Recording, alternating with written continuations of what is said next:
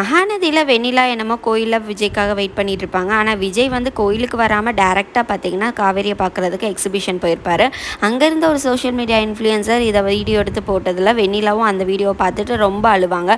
இதுக்கு மேல நான் எதுக்குங்க உயிரோட இருக்கணும் அப்படின்ட்டு பெட்ரோல் எடுத்து ஊத்திக்க போவாங்க. சூசைட் பண்ணிக்க தான் போவாங்க. இவ்ளோ குழப்பத்துக்கு காரணம் யாருன்னு பார்த்தீங்கன்னா, பசுபதியும் ராகினியும் தான். அதுலயும் பசுபதி இருந்துட்டு நெருப்புல எண்ணெய ஊத்துற மாதிரி மீடியாக்காரங்களுக்கு இதுக்கு எல்லாத்துக்கும் காரணம் காவேரி தான். காவேரியும் அவங்க குடும்பம் தான் ஏதேதோ சொல்லி மிரட்டி விஜய் அங்கே வர வச்சிருக்காங்க.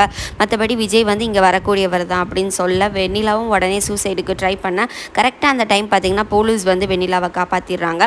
போலீஸ் வந்து விஜய்க்கும் கால் பண்ணிவிட்டு இந்த மாதிரி உங்களால் பாதிக்கப்பட்ட பொண்ணு இங்கே வெயிட் பண்ணிட்டு இருக்காங்க, நீங்கள் உடனே கிளம்பி வாங்க அப்படின்னு சொல்ல ஃபர்ஸ்ட் டைம் வந்து விஜய் என்னால் வர முடியாதுன்னு சொன்னாலும் இதை வந்து எப்படியாவது பேசி சமரசம் பண்ணணும், தயவு செஞ்சு வாங்க அப்படின்னு போலீஸ் சொன்னதும் ஓகேட்டு விஜயும் அந்த இடத்துக்கு வந்துருவார். விஜயோட சித்தப்பா ஓரமாக இன்னொரு பக்கம் நிற்க பசுபதியும் கால் பண்ணி என்னையே அங்கே நிற்கிற இங்கே வாயா அப்படின்னு சொல்லும்போது என்னாலலாம் வர முடியாது, விஜய் வந்தான் அப்படின்னா அவ்வளோதான் நான், அதனால ஏதாவது ப்ராப்ளம் விஜய் ஒத்துக்க மாட்டார் அப்படின்னா மட்டும் நான் வரேன் அப்படின்னு சொல்லி ஃபோன் பேசிகிட்டு இருப்பாங்க.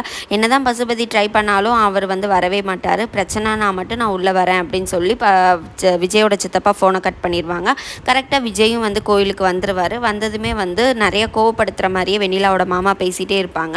அதனால விஜய்க்கும் ரொம்ப கோவம் வந்து கத்துவாங்க. போலீஸ் இருந்துட்டு நீங்கள் உங்கள் பக்கம் இருக்கிற நியாயத்தை சொன்னால் மட்டும்தான் இது எல்லாமே இதாகும். போலீஸ் அப்படி சொன்னதுமே விஜய் வந்து அவங்க பக்கம் உள்ள நியாயத்தை சொல்ல ஸ்டார்ட் பண்ணுவாங்க. அந்த டைம் இருந்துட்டு வெண்ணிலா கிட்ட ஒரு கேள்வி கேட்பாங்க. நீ அப்போவே என்கிட்ட இன்ஃபார்ம் பண்ணியிருக்கலாம்ல, என் சித்தப்பா தான் எல்லாமே துரத்துனாருன்னு சொல்கிறீல, அப்போவே இன்ஃபார்ம் பண்ணியிருக்கலாம்னு சொல்லும்போது நான் எப்படி சொல்ல முடியும், எல்லாரோட ஃபோனுமே உங்கள் சித்தப்பா வாங்கி வச்சுட்டாரு.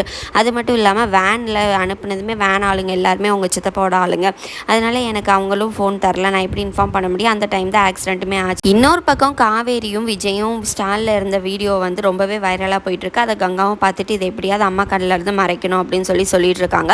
அதே டைம் யமுனாவும் வந்து அதே வீடியோவை அவங்க அம்மா கிட்ட காட்டிட்டு விஜய் அங்கே வர்றதுனால தான் காவேரி உன்னை சீக்கிரமாக ஆட்டோ ஏற்றி அனுப்பிட்டாலோ என்னமோ அப்படின்னு சொல்லி யமுனா சொல்லிட்டு இருக்காங்க. அது மட்டும் இல்லாமல் நம்ம ஏன் இவங்க ரெண்டு பேரையும் சேர்த்து வைக்கக்கூடாதுன்னு சொல்லி எல்லாரும் சேர்ந்து பேசிட்டு இருக்காங்க. காவேரி இன்னொரு பக்கம் ரொம்ப படப்படப்பாக உட்காந்துட்டு இருக்காங்க. என்னன்னு பார்த்தா ஏதோ தப்பாக நடக்க போகுது அப்படின்னு ஃபீல் பண்ணிகிட்டே இருக்காங்க. அங்கே வேலை பார்க்குறவங்களும் இதான் மேடம் இப்போ வைரலாக போயிட்டு இருக்குன்னு சொல்லி ஒரு வீடியோ வந்து காட்டி இந்த எபிசோட முடிச்சிடுறாங்க.